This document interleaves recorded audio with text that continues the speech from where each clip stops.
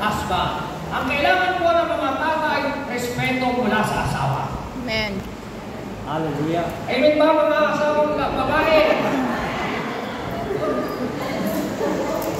Sa Bible po, wala kang mababasa na direct command na sinabi sa lalaki na sabi po diyan, ang sabi sa babae, love your wife. Mahalin mo yung asawa, at yung babae naman ang sabi, respect your husband. Amen. Yan, very clear po sa Ephesians chapter 5, verse 33. So, i-respect natin. Alam niyo po ang mga tatay, ang mga kalalakihan, kung minsan po kasi yung mga nanay, halimbawa, mahusay sila, magaling sila, talented sila, gifted sila. Kung minsan, yung kanilang mga asawang lalaki, nawawala yung respeto. Kailangan i-respeto mo ang kanyang work, respeto mo yung kanyang wisdom. Halimbawa, wisdom, mga kapatid. Ang mga tatay, yan ay palagi ho yung binibigyan ng wisdom ng Panginoon. Minsan nga lang, si Joy, kung minsan lang, sa bahay lang, minsan naglalabas siya sa washing machine. Sabi niya, Daddy, yung washing machine na ito, bakit kanina pa ako pindot ng pindot, ganito, ayaw umanda, ayaw maglaba. Sabi ko, kailangan lang ng wisdom. Tapos pinindot ko, sabi, umanda ka na. Anong ginawa mo? Sabi ko, wisdom. So, simple lang, simpleng bagay. Alam niyo, ang kailangan natin ibigay, mga kababaihan sa kalalakihan ay respect. Sabihin natin, respect. Respeto niyo sila sa kanyang mga kaibigan, respeto niyo sa kanyang mga sa public, kasi meron ng mga nanay na talagang mahuhusay, magagaling, matataas ang pinag-aralan, kumisan yung kanilang mga asawa dinadown nila sa harapan ng mga tao. So, anong nangyayari? Nawawala ng respeto. So, kaya po, number 1, kailangan namin ng ano po yung? Respect. Ang sabi doon, wife must respect her husband. Respeto. Number 2, mabilis po tayo. Number 2, ang kailangan namin ay letter E, encouragement. Amen. Amen? So, yung mga babae, yung mga nanay, ang kailangan ng inyong mga tatay, kung meron silang mga dream, meron silang mga pangarap, meron silang mga plano, huwag mong i-discourage, kundi i-encourage mo. Suportahan mo, tulungan mo, i-motivate mo, palakasin mo kanyang loob, at para ho matupad yung mga plano ninyo sa inyong pamilya. Amen? Encouragement. Sabi po ng Bible, ito po ay malinaw po sa Biblia, ano po ang sabi ng Biblia? A person standing alone can be attacked and defeated, but two can stand back and conquer. So ang tao raw po pagka nag-iisa, madaling matalo. Pero kapag dalawa kayo, nagkakasundo, mag-asawa, kayo po ay magtatagumpay. Amen? 3, or even better, for a triple braided cord is not easily broken. So hindi mo madaling masira. Kaya po mga kapatid, number 2, kailangan ng encouragement. Sabi natin, encouragement. Alam niyo, kung tingin niyo sa mga tatay, akala niyo hindi nanghihina. Kasi po, ang tingin natin sa mga tatay, malalaking muscle. Pero sa totohanan, pagka misa, yung mga lalaki, mas mahina pa ang loob pag nagkasakit. Kinakailangan pang lusawin yung medical para uminom lang ng gamot. Naalala ko nga yung kapatid ko, malaki katawan, ayaw magpadoktor kasi takot sa karayan. So alam niyo mga kapatid, hindi ibig sabihin puro muscle, lalaking yan, pero kailangan po din namin ng encouragement. Dumarating yung time, siyempre po, sa mga tatay, mas maganda po yung husband and wife, kayo po ay nakakaisa, nakakasundo sa inyong mga plano, sa inyong mga pangarap, at yung pangarap na yan ay matutupad at magtatagumpay. Palakpakan natin ang Panginoon. Amen? Number 3, ano po ang letter? So number 1, R, respect. E, encouragement. S, sex. Amen. Sabi ninyo, Pastor, pinag-uusapan ba yan sa church? Yes. So mga kapatid, sex is holy. Sino sa inyo ang may dalang lighter dito? Lighter. Pwede kong mahiram sandali kung may lighter kayo. Gagamitin ko lang na illustration. Sample lang. Kung may lighter po kayo, pahiramin niyo po ako sandali para gamitin ko lang po na example. Ayan. 1 Corinthians chapter 7, verse 3. Ito po ang sinasabi. Makinig po kayo. Ang Bible po hindi mahihiyain patungkol sa pagtuturo ho ng bagay na ito. Kumisa, ito po ay hindi na pag-uusapan sa church. Alam niyo po sa Europe, lalo na po sa Europe, sila Asia, yung mga anak ko, elementary pa lang, tinuturuan na sila sa school ng bagay na ito. May video pa nga, gumagamit pa sila ng mga karton sa school para ipaliwanag. Alam niyo mga kapatid, dapat po, ang bagay na ito ay pinag-uusapan sa church para po hindi nakakakilos at nakakagawa ang kaaway. Amen? Amen ba ba? Hindi ibig sabihin kapag pinag-usapan ng sex sa church, sensual na, bad? No. Sex is holy. Sabihin natin, sex is holy. Sabihin natin, sex is holy. So, meron ba lighter? Wala. Walang naulayan ng mano na wala mo na. Ayan. Ayan. Ito po. Nakita niyo po. Thank you. Nakita niyo po yung lighter na ito. Alam niyo po ba na meron akong hawak na apoy? Amen ba? Alam niyo ba may hawak akong apoy? Alam niyo ba na yung apoy na ito ay pwede kong ipamulsa? Alam niyo ba na yung apoy na ito, kapag ka nasa container, nasa sisidlan, hindi delikado. Pero yung apoy na yan, kapag pinaglaruan mo, ginamit mo, yung apoy na yan, wala sa container, pwedeng makasunog, pwedeng mapahamak. Ang sa pamamagitan ng wala na po. So, mga kapatid, pinakikita ko po sa inyo, number 1, makinig po kayo sa amin ng Bible. 1 Corinthians 7 verse 3, husband and wife, listen. Ito po ang sabi ng Bible. Ang Bible po ay hindi mahihiyain sa bagay na ito, lalo na po sa mag-asawa. Ito po ang sabi ng Bible. The husband, are you with me? Are you listening? The husband should fulfill his marital duty to his wife, and likewise the wife to her husband. So, kinakailangan daw yung pong babae tumarin niya ang kanyang marital duty sa kanyang husband at gayon din po yung husband sa kanyang asawa. So mga kapatid, ang sex ay nagiging masama outside marriage. Pero inside sa marriage, sa context ng mag-asawa, sex is not bad, sex is holy. Ang Diyos ang may akda niyan para sa, at may likha niyan para sa mag-asawa. Amen ba? So ang ginawa lang ni Satanas, pinervert na yan.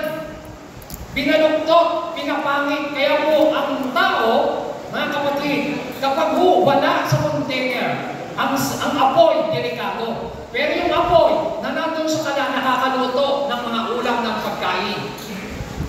Yung tubig na nandun sa nasa dam, maganda yun. Pero pagka bumaha, nabuksan yung dam, wala na sa container, pwedeng makasira kung kapahamak ng maraming pamilya, maraming tahanan. So, ganun din po yung apoy. Yung apoy pwedeng makasunog kapag wala sa container. Kaya sabi ng mga tao, huwag kang maglaro ng apoy. Amen ba? Huwag kang maglaro ng apoy kasi pag naglaro ka ng apoy, pwedeng makasunog. So, ang sex mga kapatid ay banal yan sa marriage context sa mag-asawa.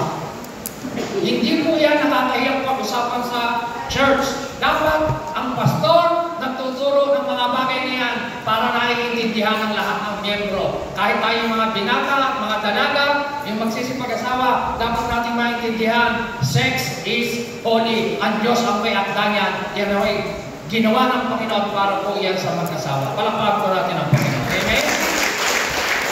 Amen o ba? Praise God. So in the context of marriage, sex was God's idea. Ito po ay idea ng Panginoon. At alam niyo ang sabi ng Diyos kay Adam, Adam, be fruitful and multiply. Alam niyo po ano ibig sabihin nun? Sa salita po natin, paano siya magiging fruitful? Paano mag-multiply? Ang ibig sabihin nun Adam, have sex with your wife. Kasi paano ka magiging fruitful? Paano mag-multiply kung hindi sila magsasama bilang mag-asawa? So mga kapatid, ang sex po ay hindi masamang pag-usapan. Yan po ay nasa Biblia. Alam niyo po, ang sabi ng Bible, tingnan niyo po, Matthew 19, verse 4 and 6. Pakinggan niyo po. Haven't you read, he replied, that at the beginning, the Creator made them male and female, and said, for this reason, a man will leave his father and mother and be united to his wife, and the two will become one flesh. So they are no longer two, but one flesh. Therefore, what God has joined together, let no one separate. Alam niyo po yung salitang join dyan? Sa Greek word po yan, one in physically through sex. Number two, one in emotionally through intimacy. And number three, one in spiritually through marriage covenant. Yan po ibig sabihin ng salitang join together. So mga kapatid, itinuturo ng Bible po ang patungkol ho sa kabahalan ng sex. Ang sabi po ng Hebrews 13 verse 4, tingnan niyo po. Babasahin ko po sa inyo sa Bible. Very clear. Marriage is honorable in every way. So husband and wife should be faithful to each other. God will judge those who commit sexual sin, especially those who commit adultery. So mga kapatid, ito po ay banal sa mag-asawa. Amen po ba mga tatay at mga nanay? Amen. Amen po ba mga couples? Amen. O yung mga walang asawa, hintay muna kayo. Yung mga binata, maghintay kayo sa takdang panahon. Pero ang sinasabi ko po, sex is holy in the context of marriage. Kailangan sa mag-asawa. Amen? Yun po yung context para may container po yung apoy. Okay? So dapat po natin maintindihan yan. At isang verse po ang sabi po rito. Sabi ng Proverbs chapter 5, verse 18 and 19. Ang sabi po rito, be happy with the wife you married when you were young. So maging masaya ka sa babaeng pinakasalan mo at napakasawa mo. Sabi ng Bible, she is beautiful and graceful, just like deer. You should be attracted to her and stay deeply in love. So, tayo mga nanay, dapat palagi kang attractive sa iyong asawang lalaki. Kaya mga nanay, ibig sabihin, pagka ikaw ay nagkakaedad na, huwag naman tayong pabayaan ang sarili natin na mukha tayong tiriringga. Darating si Mister, lagi kang amoy bawang. Kinakailangan, alam niyo, tulad si Mrs. yan, senior citizen na po yan. Pero, pabata ang tingin ko at maganda ng maganda. Hindi naman sa ibig sabihin lumalabang mata ko, kaya nagsalamin ako eh. Pero, nung kami nagpagawa ng salamin sa kabanatuan, ang sabi nung nag-attender sa amin, sabi sa kanya, kasi po siya ay senior citizen na ako, hindi pa po eh. Kaya ho, mas bata ako. Pero sa tingin, mas bata siya. Sabi ko ng babae noon, ma'am, senior citizen na po ba kayo? Sabi sa kanya, hindi mo makapaniwala na siya po ay senior citizen na. Bakit? Kasi po nasa pag-aalaga po yan ng lalaki. Kinakailangan, kumbaga sa halaman,